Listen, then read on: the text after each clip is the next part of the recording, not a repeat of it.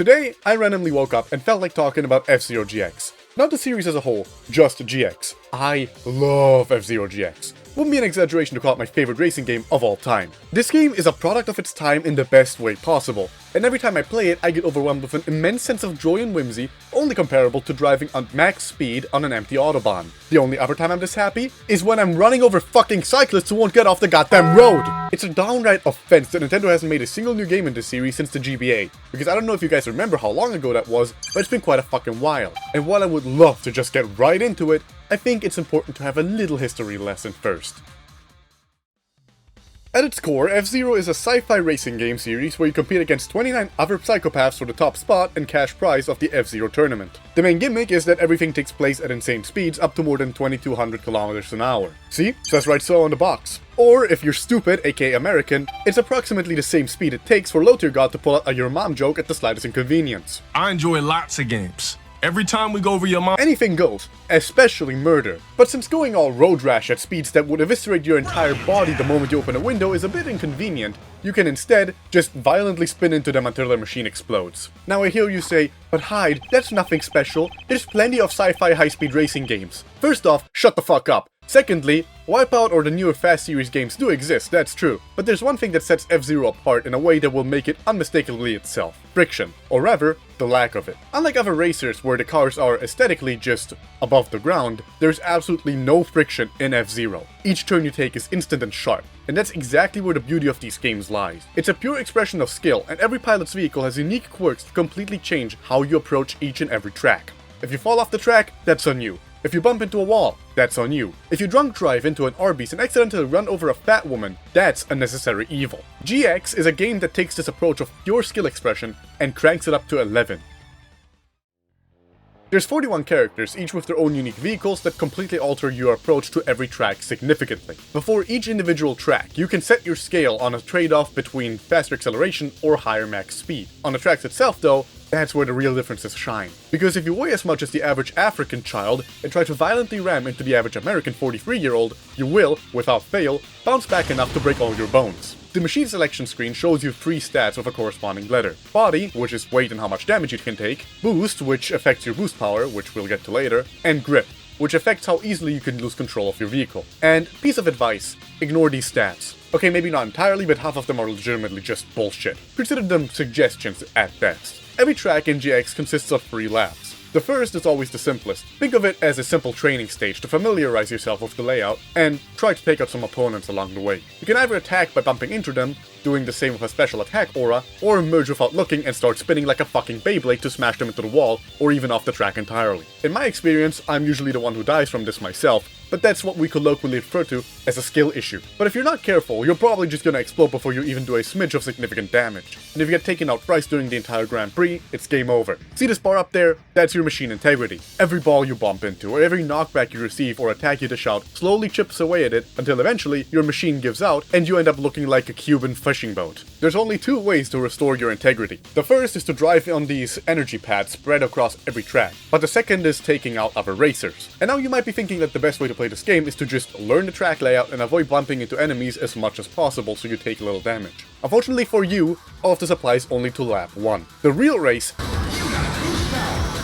starts now. The second you enter lap 2, the entire dynamic of gameplay shifts significantly, as your integrity now doubles as your boost meter. Every time you boost, it takes a considerable chunk off of it, so playing it safe means lagging behind. The boost is both your greatest tool and biggest weakness. Overuse it and you're dead. Underuse it and you have no chance of catching up. It's a game of constant pressure that demands you to play by 3 rules. 1. Maximize speed. 2. Be aggressive, and most importantly 3. Manage your resources. Every decision counts. Every risk carries a potential reward of equal, if not greater value. But ultimately, this is still a racing game. So even with the best mechanics in the world, none of them matter if the tracks are comparable to playing Desert Bus. Thankfully, GX has 20 of the best tracks in the genre. Each and every one of them stands out and keeps you engaged in ways that only work in a game of this speed. There's jumps you can boost on to skip entire chunks of the track, off-road to slow you down and damage your machine, bombs that can either send you flying or turn you into a Palestinian children's hospital, spiral roads where the fastest way to get through them is to try and stay on the same part of the surface at all times, cylindrical tunnels that loop in on themselves. If I keep going, we'll be here all fucking day, and frankly, I'd rather you stay here instead. Just keep the video on infinite loop while you go to sleep or something, I could really use the watch time. Every track, every machine, every mechanic, just the general feel of the controls itself, it all comes together to create a legitimately immaculate experience. If there's one complaint I can give this game, it's that the local multiplayer only allows to a maximum of 4 simultaneous players, because the GameCube couldn't handle any more. I would legitimately kill to be able to play this game with 29 other real people. But the gameplay alone isn't what makes this game so special. It's that, combined with this insane hell yeah 2000s energy oozing from every single aspect of its being.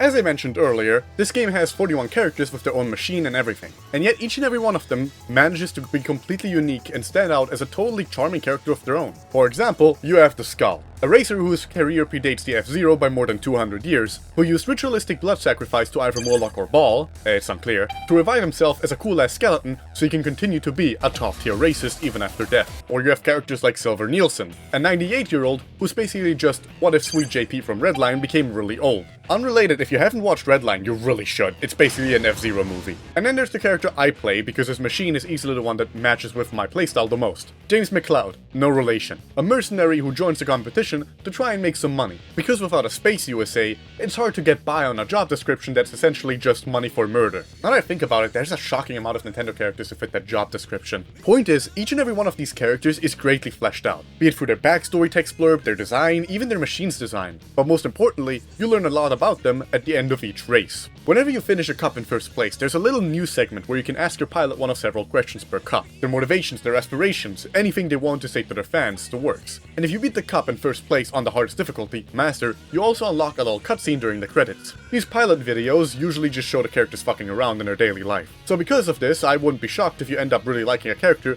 whose machine is absolutely fucking dog shit. Well, thankfully, just for cases like these, the game lets you unlock and buy parts that you can use to create your own custom vehicles while using whatever pilot you feel like. You can even customize them with little logos and stickers and shit that you can draw yourself. There's two big problems with them though. Firstly, you can't unlock pilot movies with them as far as I know. And secondly, they're overpowered as fuck. Under absolutely no circumstances should you ever combine the parts Aqua Goose, Super Lynx, and Titan -G4. It will inevitably make every track on every difficulty feel pathetically easy. Which is a damn shame, because the difficulty is legitimately perfectly tuned for whatever difficulty you set it to. Well, except for one thing. You've probably noticed that I have not yet mentioned Captain Falcon himself, or as sweaty man-children unfamiliar with the concept of personal hygiene will call him, the guy from Smash Bros. That's because this game has a story mode starring him, consisting of 9 chapters each introduced and capped off by some extremely fun cutscenes. The story follows his everyday life as a racer and bounty hunter, tracking down his arch-nemesis and preparing for the F-Zero itself. It's unashamedly cheesy and I love it for that. It's also fucking brutal. Every chapter tests you and your key understanding of every aspect of the game's design, on entirely original courses that you can't access in any other mode. In order, they test core controls,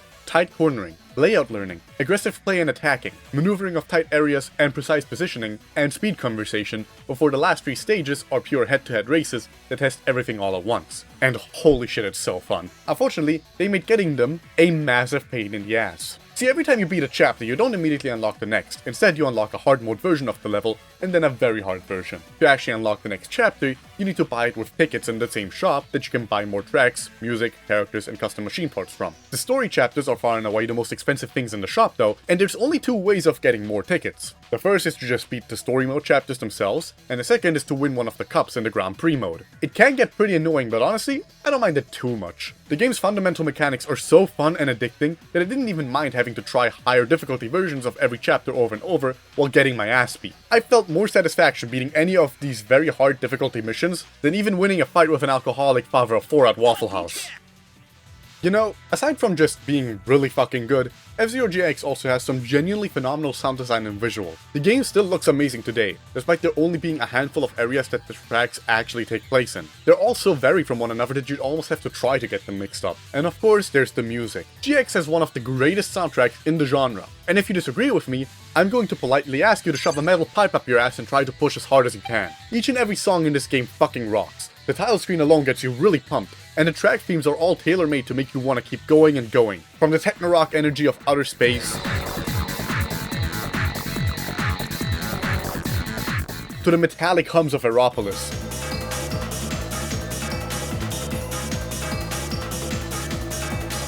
to, of course, hands down the greatest version of Mute City to date.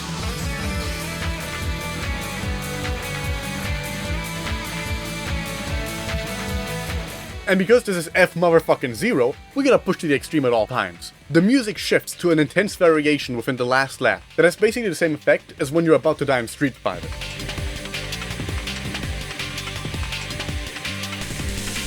All in all, the game has over 80 tracks, including the ones exclusive to the story mode cutscenes, like a whole ass ballad gassing up Captain Falcon, as well as full-fledged theme songs for each and every character that you would only ever hear during the credits after beating Master Difficulty with them, or in their pilot profile, and each and every single one of them perfectly encapsulates their respective character, be it in style or lyrically. I genuinely cannot overstate just how important the music is to this game's identity, and arguably even more important is the whole ass sound design. Each and every sound effect is perfect. From the sheer energy of the announcer yelling into your ear, to the sound of boosting and crashing into your opponents, it's fucking pristine. And you wanna know the funniest part about all of this? Nintendo didn't make this game. If you're watching a video on F-Zero, you're probably well into your late 20s waiting to have your lunch break cut short. If not, go work on a construction site. The point is, chances are you already know that this game was developed instead by Amusement Vision, a division of Sega, headed by the creator of Super Monkey Ball, Toshihiro Nagoshi, who also served as this game's lead producer. Here's the thing though, what a lot of people don't seem to realize is that this game would end up sharing a lot of the same team as a game that Amusement Vision, then renamed New Entertainment, will put out 2 years later.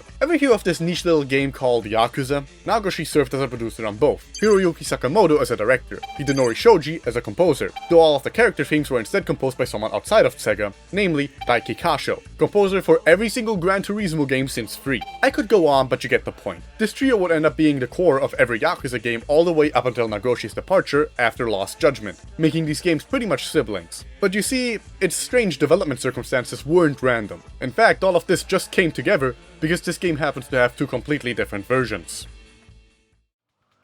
F-Zero AX is GX's arcade counterpart, conceived from the ground up for the Triforce arcade hardware, a joint collaboration between Nintendo, Namco, and Sega. That's basically just a GameCube on roid. There were only ever 12 games released for the system, with AX being easily the best one on there. If you disagree, I suggest you try to take 2 oranges and a Colgate challenge in the middle. Overall, this version feels like a Diet Coke version of the GameCube game. There's only 6 tracks, all of which are pretty basic. There's no big gaps to jump, no obstacles to avoid, just clean racing on a roller coaster-esque track. The AI is also really easy compared to the home release. So your real threat on every track is instead the fact that you have a giant looming timer over you that kills you in real life by injecting poison into your body the moment it runs out. And this thing is really fucking strict too. One mistake and it's over. Out of all of the characters in the game, there's also only 6 machines to choose from, and no Grand Prix system. You just do each track individually, either as a race or a time trial. Every time you finish a race, before getting picked back to the title screen, you can use the points you've gained to customize a custom machine with random parts, including a pilot. And if you'd like to actually save that, you can just put your GameCube memory card into the cabinet. It also gives you a shit ton of tickets to use in the GX shop as well. It also just unlocks a bunch of random shit in general. By far the biggest difference though, is the entire fucking control scheme and system. Despite it being virtually the same game, the entire experience couldn't feel more different to actually play. There are entire mechanics that either didn't get carried over, or were drastically changed to accommodate being played on a controller. And honestly, this is about the only real reason to seek out this version of the game. Because you see, you can actually unlock everything this game has to offer within GX. And by that, I don't just mean that you can unlock all of AX's tracks as their own cup, with the same tickets you buy everything else with, or even the fact that you can unlock all of its characters by beating every story chapter on very hard. No, I mean you can straight up just use cheats to make the entirety of AX playable within GX. Kind of. It's got all of the broad strokes of AX, but with the mechanics and the controls of GX. So if you want the general idea of what playing this game was like, it gets the job done well enough. About a year later, Sega actually released an enhanced version of AX as one of only 3 games for the SciCraft series of arcades, called F-Zero AX Monster Ride. You know those arcade helicopter machines for kids? SciCrafts were basically that for man kids who got a little too into racing games. They would react to the game and move you around accordingly. It actually sounds pretty fun, and I really wish I could have tried one of them at some point. Especially at these high speeds, I would love to be violently shaken around the moment I slam into somebody. That sounds like a blast. Other than that, it was basically the exact same game, except that you can now choose any of the other characters that were playable in GX. Unfortunately, it was only available in Sega's Joy Palace arcade venue in Tokyo, which was closed down in 2006. So the dream is dead and I should just kill myself. Shockingly enough though, the main cabinets were around for way longer, only having their surface be discontinued in 2017, surviving the last real game in the series by 13 fucking years. That's pretty impressive and proves one thing: the children yearn for high-speed racing, Nintendo. I think it's pretty clear by now that I love F-Zero GX. It's the God Racer, the purest expression of skill in an arcade racing format, oozing with style, more personality than your ex ever had, and some of the best content in the genre. If nothing else, it is far and away my favorite racing game. So what's Nintendo been doing with the series ever since? Fuck all, basically. In the same year GX came out, we got F-Zero GP Legend, an adaptation of the honestly pretty decent anime. And then the year after that, we got a sequel to it called Climax. They're both decent games, but by virtue of being on the GBA, they're much closer to the original SNES game, and it's the Teleview sequels, rather than X or GX. And we've just never had a game that truly tried to evolve the series past GX ever since. Or at all, as a matter of fact. In 2023, we did get F-Zero 99 on the Switch, but despite being pretty fun, that's just another game based entirely off the SNES original, with some slight touches taken from X. Then after that, they put both F-Zero X and GX on the Switch and Switch 2 Online Classic libraries respectively, including some very good online play. Hell, they even announced they'll be releasing the cancelled Virtual Boy game there at some point, but I'm still waiting on a true new game, one that actually elevates the series to the next level. And unfortunately, since Amusement Vision got turned into RGG Studio, and they've been just doing a lot of bullshit recently, why are we resurrecting 2-Pack? I think I'd rather Nintendo just make it in-house this time. It sure as hell won't have the same energy or style as a game so deeply rooted in the early 2000s energy, but I would still love to see what a true modern F-Zero could be capable of. With all of that said, I wish you all a wonderful morning, day, evening, or night. I'm gonna go run over absolutely nobody on Tiananmen Square. Cheers.